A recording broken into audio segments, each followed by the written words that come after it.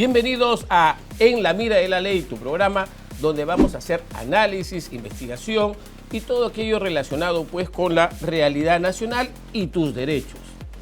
Una cuestión que se ha puesto en la mesa en nuestro país ahora es el tema del asilo político.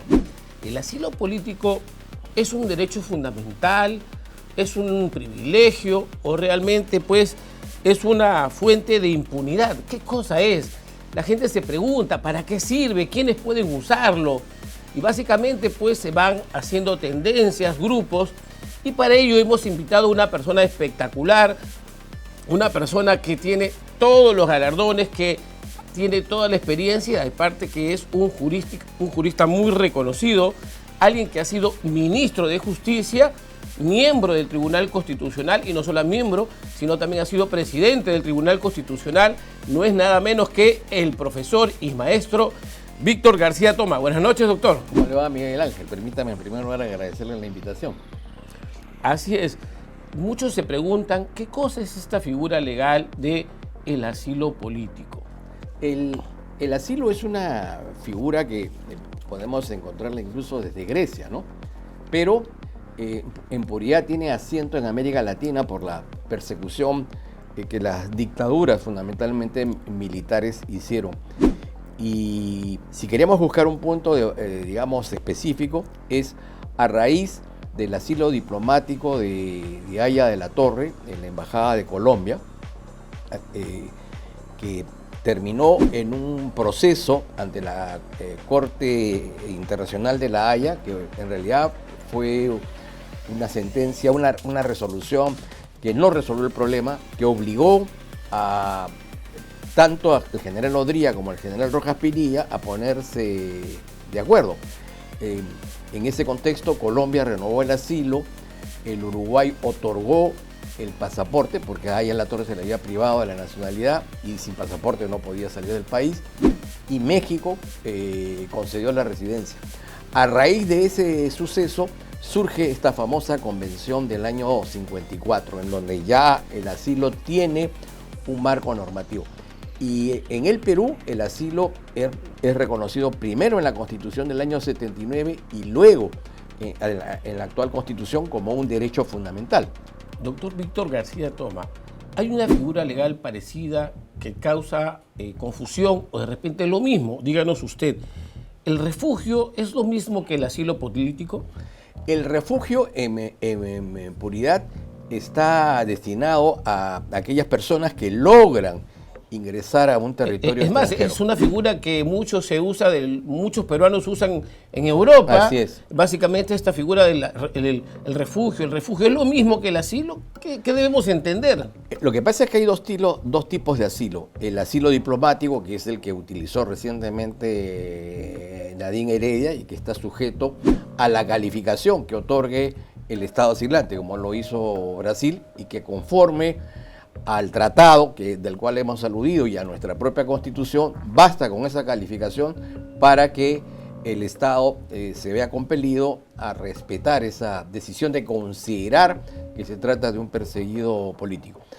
Y hay, por supuesto, el asilo territorial, cuando es individual, pero cuando hablamos, digamos, de grupos, digamos, o contingentes más amplios, por lo general se utiliza la figura del refugio, en donde el que llega a un territorio extranjero lo hace pues porque en su país hay hambre, porque en sus países hay una guerra, digamos, una guerra civil, una revolución, ¿no?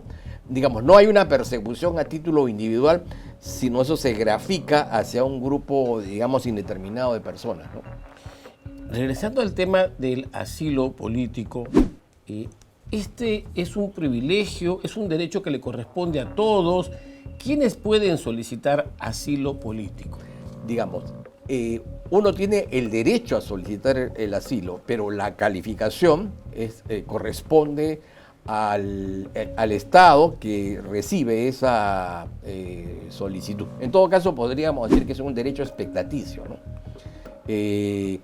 En segundo lugar, el asilo se hace cuando la persona señala ser objeto de una persecución por razones políticas, ¿no?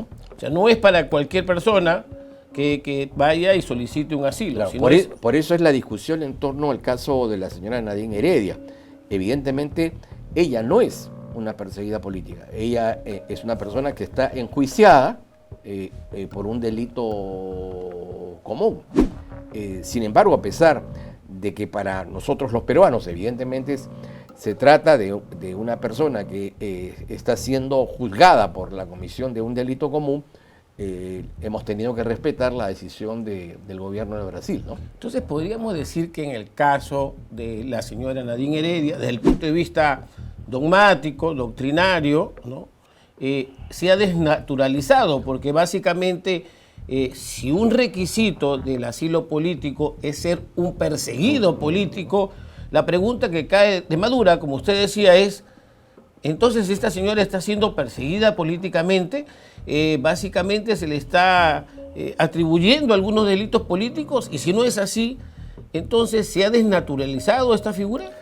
Digamos, hay que poner esto en su contexto, ¿no? Digamos, el Partido de los Trabajadores, el partido del presidente Lula, financió la campaña de, digamos, la pareja de los Humala. Y con esos aportes, que todos sabemos que están en estos momentos en cuestión judicial, se llevó a cabo la campaña que finalmente los llevó a la victoria. Y luego de eso se iniciaron una serie de negociaciones con empresas brasileras, fruto de los cuales hay otro proceso en curso, y esa es la relación que surge primero en términos políticos con el Partido de los Trabajadores, entendiéndose que el humanismo era una de las expresiones de esta izquierda de Puebla, la izquierda del siglo XXI, y luego ya en términos, digamos, negociales, ¿no?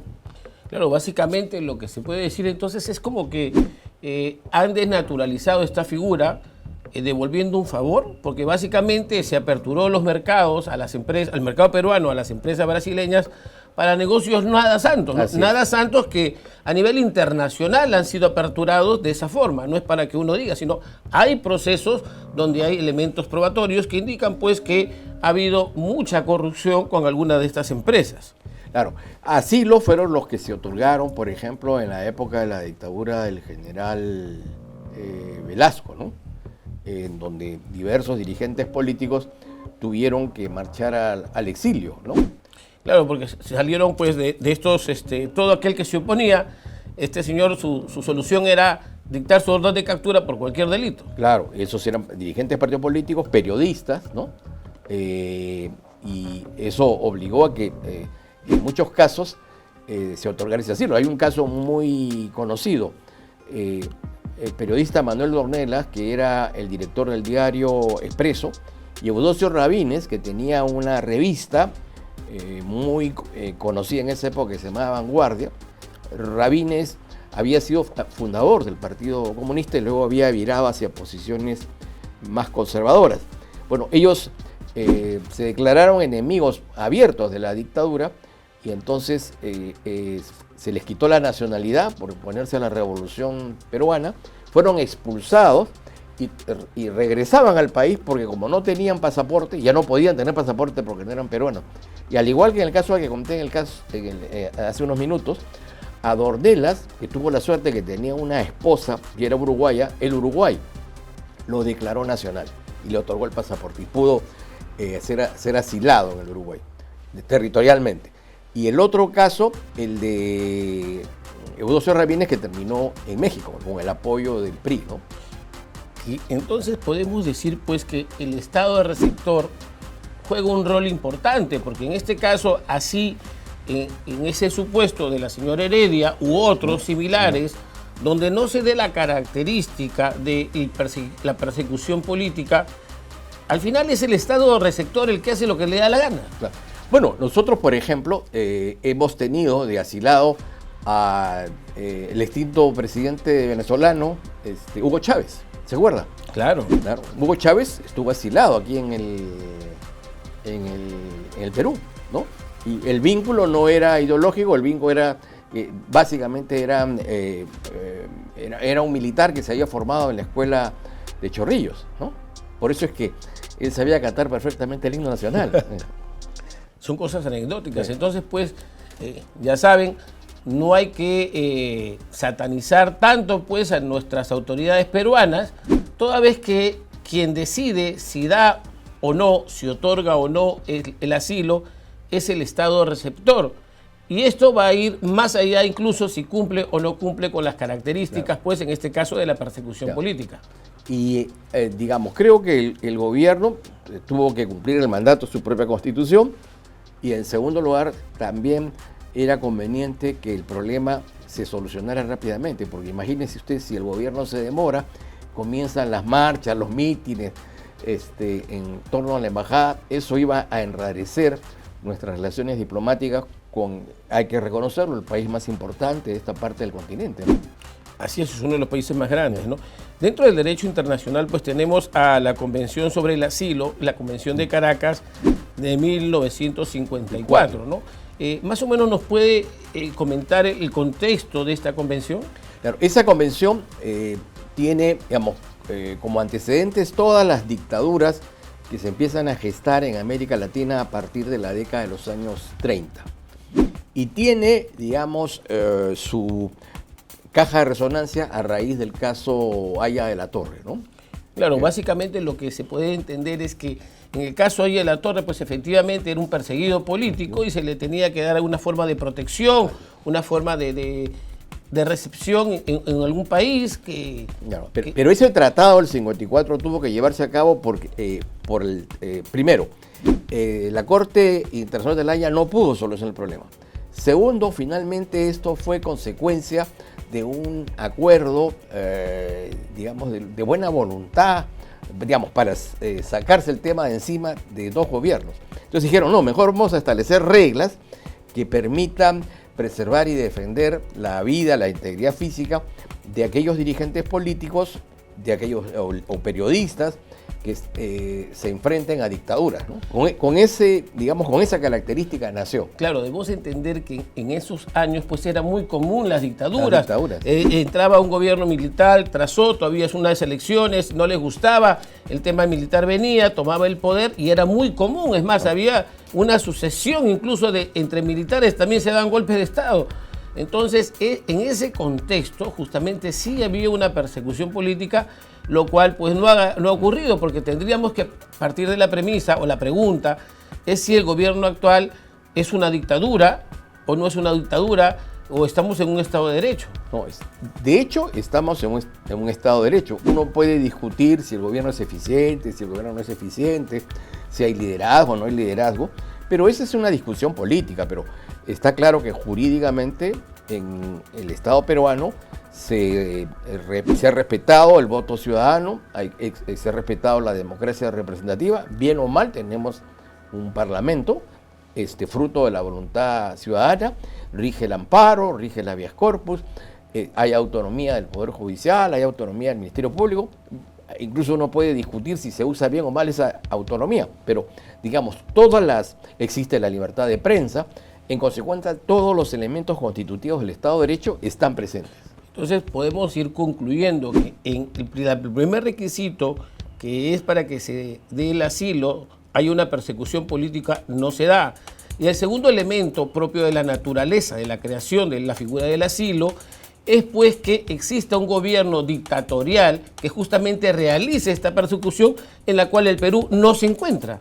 Así es, ¿no? Incluso puede ser un gobierno que no tenga las características generales de ser una dictadura, pero en términos específicos sí desee perseguir a alguien, ¿no? Claro, lo que ocurre es que también algunos gobiernos utilizan algunas herramientas o instrumentos legales para perseguir, ¿no? Más adelante hablaremos de temas pues como el lavado de activos o la creación de supuestas organizaciones criminales, esta figura también de la pérdida de dominio. Hay muchas figuras legales que sirven para perseguir al enemigo o contrincante político, ¿no? Así es, efectivamente, ¿no? Dentro de Latinoamérica, usted ya nos ha comentado algunos casos. ¿Hay algunos otros casos emblemáticos? Claro, hay el caso de un sacerdote húngaro.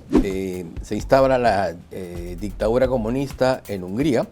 Él se refugia en la Embajada de los Estados Unidos. Ese asilo diplomático dura 16 años. inicialmente él ingresa a la embajada para salvaguardar su vida, ¿no? O en todo caso su libertad de la dictadura.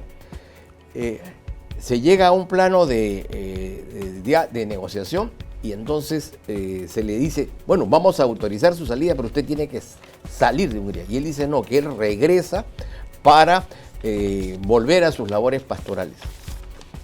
En ese tránsito, esto se va a demorar 16 años hasta que finalmente el Vaticano le da la orden de que el sacerdote salga y vaya a la Santa Sede. Pero ese asilo es el más largo de la... El más largo dentro de los casos emblemáticos. De los casos emblemáticos, etc. Ahora, ha habido este caso reciente que se dio en la embajada del Ecuador en el Reino Unido, de este operador que logra sacar los Wikileaks, ¿se acuerda? Ya, los Wikileaks, claro, ¿no? La información que era clasificada. Él logra, digamos, ingresar a la embajada del Ecuador. Correa sostiene contra sangre y fuego esa protección del Estado ecuatoriano, pero llega un momento en que el Ecuador siente que la presencia de esta persona ya se hace insostenible por su propia conducta, su propio comportamiento, y lo invita a retirarse, ¿no? Lo mismo sucedió con Noriega. En Noriega hay una invasión de los Estados Unidos sobre Panamá porque Noriega era doble agente, o sea, trabajaba con el CIA, pero también trabajaba con el narcotráfico, hasta que finalmente los americanos dicen, Noriega no va, invade, y él se refugia en la embajada de la Santa Sede. Y ahí está algunos días, y los sacerdotes era una papa caliente para ellos. Así es que trama que van a asaltar la embajada, los americanos. Y entonces le dicen, si no sale nos van a matar a todos, incluyéndote a ti, mejor entrégate. Y entonces, en base a esa figura, finalmente Noriega es llevado a Estados Unidos. Y Noriega pues ha sido todo un personaje que también a quien se ha ido de esta existencia hace poco le dio para que escriba una obra a Mario Vargas Llosa, ¿no?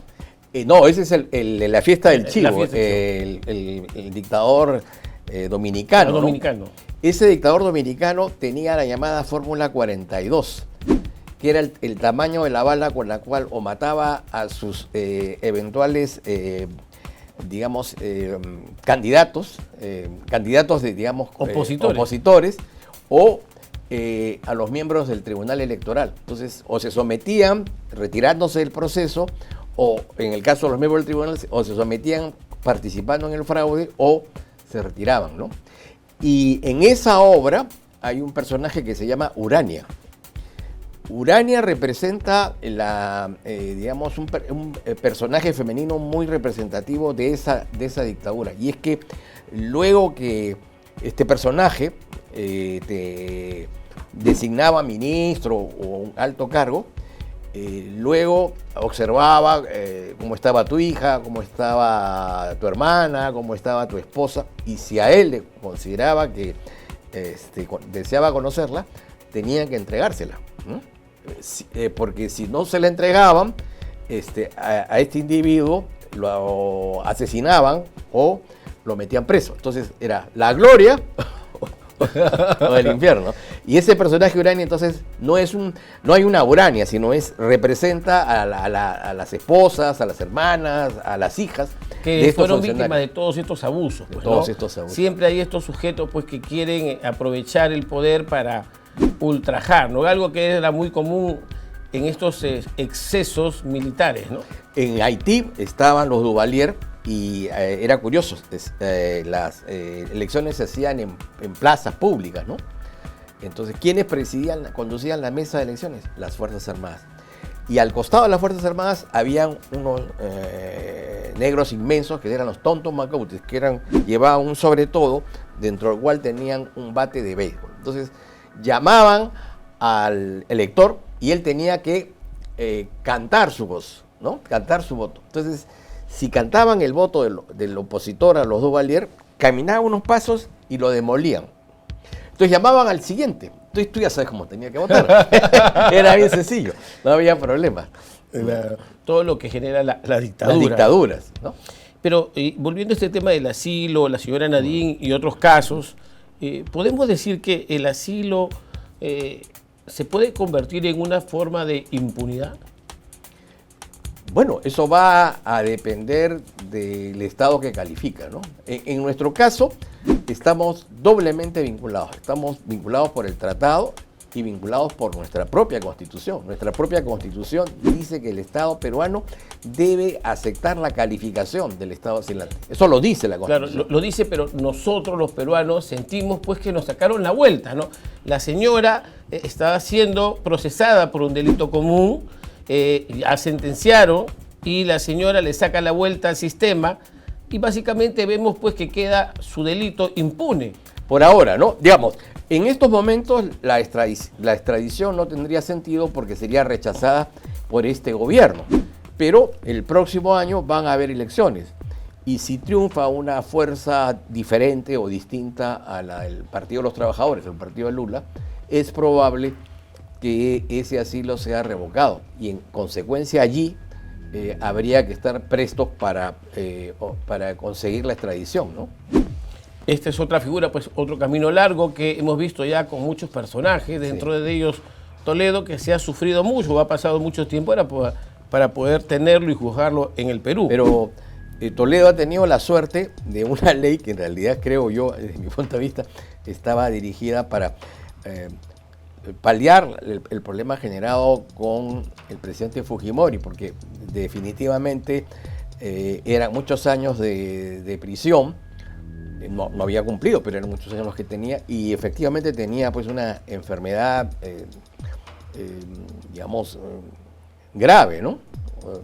Preocupante. Y entonces, como no prosperaba, no prosperaba el indulto, entonces se planteó esta ley que hablaba de aplicarla a los condenados mayores de 80 años. Entonces, esa ley quedó allí. Y ahora, pues, hábilmente el abogado del presidente Toledo, del expresidente Toledo, está pidiendo su aplicación. Formalmente le correspondería. Le correspondería formalmente. Formalmente, ¿no? Claro. Uno puede hacer un juicio de valor sobre, digamos, esa determinación que jurídicamente es válida, pero moral y políticamente es bastante discutible, ¿no? Así es. Una cosa es lo que nosotros quisiéramos o lo calificamos como bueno o malo, pero otra cosa es lo que la norma legal le permite. Lo importante, Miguel Ángel, es que uno puede decir esta ley es buena o esta ley es mala, pero aún las leyes malas tienen una virtud, establecen el criterio de seguridad jurídica. Porque cuando la ley establece reglas, uno puede programar su proyecto de vida. Entonces yo puedo decir, puedo hacer esto, y si no hago esto me va a suceder aquello. Si yo quito la ley como instrumento, digamos, de regulación social, bueno o malo, y quito la ley como, digamos, medio para poder desarrollar mi proyecto de vida, entonces quedo ya inmerso en la subjetividad más absoluta. Ya no sé finalmente qué es lo lícito, qué es lo ilícito, qué es lo bueno y es lo malo. Y ya entramos en una anarquía. Entramos en una anarquía. Así es. Básicamente en el Perú hemos tenido otros casos cuestionables, discutibles, similares al caso de la señora Nadine. Que yo recuerde, no hemos tenido casos. Más, honestamente, más han sido los casos de peruanos que se han asilado, digamos, pero fundamentalmente por razones políticas, ¿no? Por razones extrapolíticas, creo que este sería el primero, ¿no? Sí. ¿Cuál ha sido la posición política del Perú respecto al asilo? ¿Ha sido receptiva? ¿La ha rechazado? ¿La ha aplicado mucho? ¿La ha aplicado poco? Cuando se firmó el tratado del 54, definitivamente hubo una aprobación. Recordemos que han sufrido persecución y han obtenido asilo figuras como, por ejemplo, Ramón Castilla, ¿no es cierto? A lo largo de la historia del Perú se han dado incluso hasta autoexilios. Tenemos el caso de Javier Vallerriestra en España, el caso del presidente José Luis Bustamante Rivero en Suiza. Y a raíz, digamos, de estos peruanos en el exterior o estos peruanos a los que se le privaba la nacionalidad, se estableció un derecho que solo existe en el Perú. El derecho fundamental al pasaporte y la renovación del pasaporte. Derecho fundamental al pasaporte. Así como en el mundo solo existe el derecho a portar armas en la Constitución norteamericana, ¿no? Es el único país que lo tiene. Nosotros somos la única comunidad política que ha señalado que existe un derecho fundamental que es el derecho al pasaporte y el derecho a la renovación del pasaporte. Por todos los casos que te he comentado, incluyendo los de Valle Riestra, incluyendo ahora los... Claro, porque es fácil, pues una persona que quiere perjudicarla, no le otorgas el pasaporte y se acabó el problema, lo perjudicas. Claro, incluso fíjate, en la época de Fujimori, inicialmente el señor Varro Sichel apoyaba, digamos, las políticas del régimen. Y luego hay ahí una controversia, una discusión, y entonces Varro Sichel de alguna manera empieza a permitir que en su canal se instauren información contra el gobierno. Y entonces, ¿qué se hace? Le quitan la nacionalidad, porque al quitarle la nacionalidad ya no podía ser dueño de Canal 2, porque hay una ley que dice que solo pueden ser... Entonces... Toda esa figura, ¿no? Claro. Básicamente, teniendo en cuenta que este sea el primer caso polémico, desnaturalizado, claro, del asilo político, ¿usted considera que debería haber alguna reforma en las normas legales respecto al asilo para que no se filtren este tipo de casos, puesto que donde no hay una amenaza, no hay una persecución política y alguien por un favor sea pues protegido y quede impune la comisión de sus delitos? Bueno, el tratado, digamos, no podríamos unilateralmente, digamos, desconocerlo, ¿no? Sería parte de una reforma concordada con los demás países. Y en el caso de nuestra Constitución, yo creo que es preferible que se presenten casos como el de la señora Nadine Heredia, pero que ese artículo eventualmente pueda permitir que en otras circunstancias, peruanos que sí son perseguidos políticamente puedan obtener amparo por parte de otra comunidad política, ¿no? Básicamente, entonces, en este tipo de casos, ¿podría cumplir algún rol de filtro el tema de la Cancillería o el Ministerio del Interior? Digamos, se sostiene, y creo que teóricamente con razón, que la Cancillería obviamente no podía desoír el mandato de su propio, el mandato del propio tratado o de la propia cláusula constitucional. Pero se hablaba de un comunicado que expresara un rechazo, una protesta contra el gobierno brasilero por esa determinación. Teóricamente eso era correcto. La pregunta es si la presencia, digamos, si el caso Nadine Heredia ameritaba de alguna manera relajar las relaciones con el Brasil, y yo creo que no.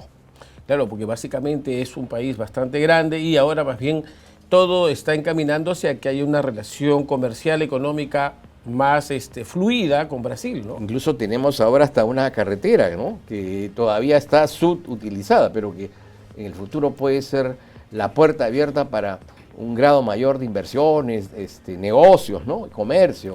Y donde están comenzando a ser pues atractivos nuestros puertos en el Perú y hay inversiones en relación a eso, ¿no? Sí, claro. Definitivamente, el Brasil, en el marco del Concierto de las Naciones, tiene una preponderancia. Como Estado de Naciones Unidas, evidentemente, el Brasil lidera, ¿no es cierto?, digamos, buena parte de las posiciones que se dan desde esta parte del continente, ¿no?, por su peso político. Así es. Muchas gracias, doctor García Toma. De verdad es un placer tenerlo aquí como invitado. Y básicamente, ya saben, no se olviden pues de ver este canal los lunes y los jueves a las 5 p.m. Ya saben, suscríbete. Muchas gracias, doctor. No, gracias, Muchas gracias. Miguel Ángel. Un abrazo. Gracias.